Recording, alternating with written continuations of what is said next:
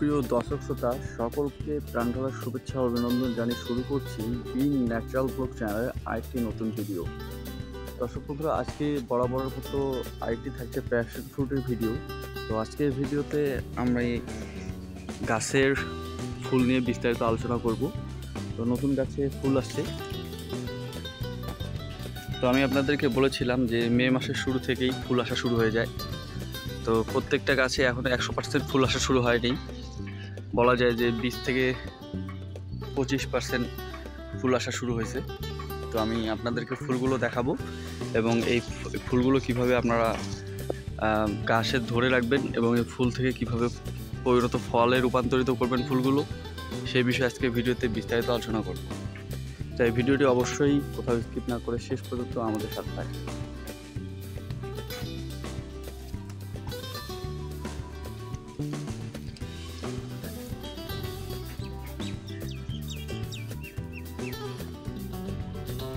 দর্শক বন্ধুরা, আপনারা ইতিমধ্যে জানেন যে এই ট্যাঙ্ক ফলের গাছে প্রচুর পরিমাণে ফুল হয়।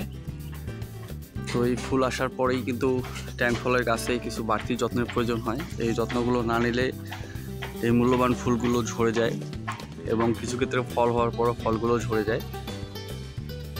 তো আজকের ভিডিওতে আমি আলোচনা করার চেষ্টা করব, অর্থাৎ আপনাদেরকে ধারণা দেওয়ার চেষ্টা করব যে এই ফুলগুলো আপনারা কিভাবে গাছে ফলে রূপান্তর করবেন এবং প্রত্যেকটা হাই গ্রোথ রেট এই ফুলগুলো আপনারা কিভাবে হাই গ্রোথ রেট ফলে রূপান্তরিত করবেন এবং কি কি পরিচর্যা এবং কি কি যত্ন নিলে গাছ থেকে সহজেই এই ফুলগুলো থেকে আপনারা ফল পাবেন এবং ফলের সাইজ অনেক বড় হবে কি কি পদ্ধতি অবলম্বন করলে।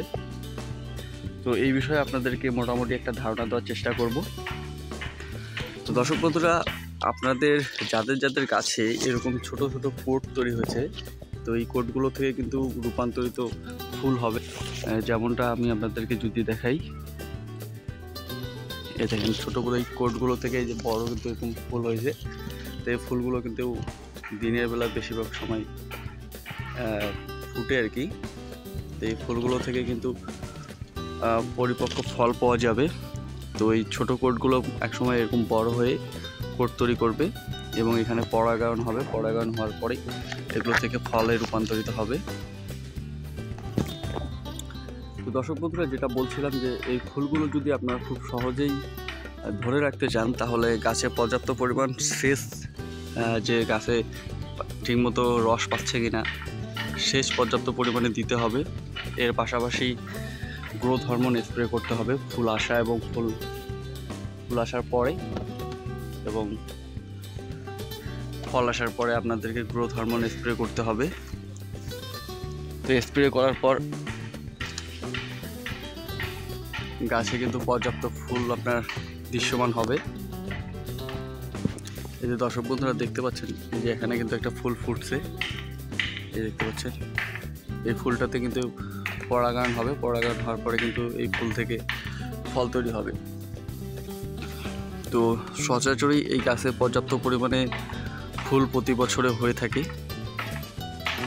তো কিছু ক্ষেত্রে ফুলগুলো ঝরে যায়, আবার পরিচর্যা করলে এই ফুলগুলো আবার থেকে যায়। তো আপনারা সকলে চেষ্টা করবেন পরিচর্যা করার। এই বিষয়ে আমরা ফুল গাইডলাইনের একটি ভিডিও আমাদের নেক্সট পর্বে দেওয়ার চেষ্টা করব, যাতে সেই ভিডিও দেখে আপনারা সম্পূর্ণভাবে গাছের পরিচর্যা করতে পারেন। এছাড়াও আমাদের আগের গাইডলাইন বিষয়ে ভিডিও দেওয়া আছে। তো দর্শক বন্ধুরা, আপনাদের বহুল প্রচলিত একটি প্রশ্ন ছিল যে এই গাছের ফুল হয় কিন্তু ফুলগুলো ঝরে যায়। তো আপনারা বিভিন্ন জায়গা থেকে আমার সাথে যোগাযোগ করেছেন এই ট্যাঙ্ক ফলের যাতে ফুলগুলো সংগ্রহ করা যায়, এই ফুলগুলো যাতে গাছ থেকে ঝরে না পড়ে, এই বিষয়ে পরামর্শ চাওয়ার জন্য। তা আমি চেষ্টা করেছি আপনাদেরকে পর্যাপ্ত সাহায্য করার এবং আমি চেষ্টা করেছি আমার সাধ্যমতো আপনাদেরকে পরামর্শ দিয়ে এই ফুলগুলো থেকে কিভাবে আপনারা ফল নিয়ে আসবেন এই বিষয়ে আমি চেষ্টা করছি আপনাদেরকে বিস্তারিত তথ্য দেওয়ার। তো আশা করছি আপনাদের সেটা কাজে লেগেছে। তো দর্শক বন্ধুরা, আপনারা যারা যারা আমাদের কাছে চারা কিনে বাগান করেছেন, তাদের বাগানে কি এই বছরে মে মাসের শুরুতে ফুল আসছে কিনা এ বিষয়ে আমাদেরকে একটু জানানোর চেষ্টা করবেন। আর কাদের কাদের বাগানে এরকম নতুন ফুলের দেখা পেয়েছেন অবশ্যই আমাদেরকে কমেন্ট করে জানাতে ভুলবেন না। আর দর্শক বন্ধুরা, আপনাদের সাথে দেখা হচ্ছে পরবর্তী আরেকটি ফুল ভিডিওতে, পরবর্তী নতুন কোনো একটি পর্বে। তো সে পর্যন্ত চেষ্টা করবেন সকলে ভালো থাকার, সুস্থ থাকার এবং আমাদের এই ছোট্ট চ্যানেলটির সাথে থাকার। ধন্যবাদ সবাইকে।